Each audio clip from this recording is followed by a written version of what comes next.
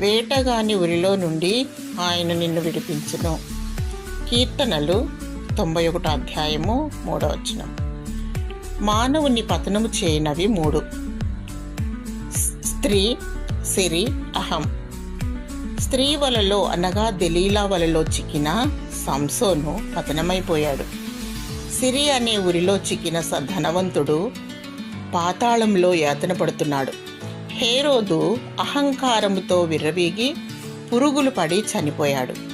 దురాశ పాపమును కనును, పాపము పరిపక్వమగును. పాపము వలన వచ్చు జీతము మరణము. అయితే దేవుని కృపావరము మన ప్రభువైన యేసు క్రీస్తునందు నిత్య జీవం.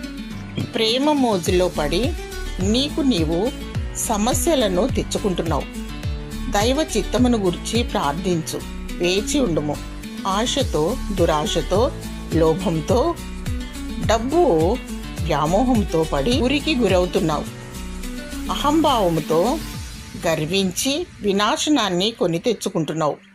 అపవాది కుయుక్తిని, సాతాను ఉచ్చులో పడకుండా దేవునికి మొరపెట్టుము. దేవుడు వేటగాని ఉరిలో నుండి నిన్ను రక్షిస్తాడు.